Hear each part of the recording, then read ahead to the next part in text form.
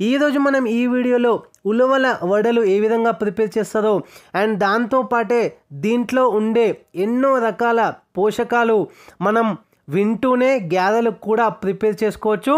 మరి లేట్ చేయకుండా let start our ఉలవల వడలు. ఉలవల వడలు ప్రిపేర్ చేసుకోవడానికి ముందుగా మనం ఒక 1 కప్పు ఉలవల్ని నానబెట్టుకోవాలి. హోల్ నైట్ నానబెట్టుకోవాలి. మార్నింగ్ బ్రేక్ఫాస్ట్ ఒక రోజు ముందు కనుక మనం హోల్ నైట్ నానబెట్టుకుంటే ఇంకా చాలా మంచిదన్నమాట.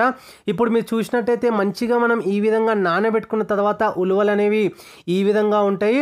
అదే నానబెట్టుకోకముందు మీరు చూసినట్టయితే ఈ విధంగా ఉంటాయి అన్నమాట. ఇప్పుడు ఉలవల్ని మనం బాగా నానబెట్టుకున్న తర్వాత ఒక మిక్సీ జార్ అనేది తీసుకుందాము. అందులో ఈ నానబెట్టుకున్న ఉలవల్ని మనం ఒక 1 కప్పు యాడ్ చేస్తున్నాము.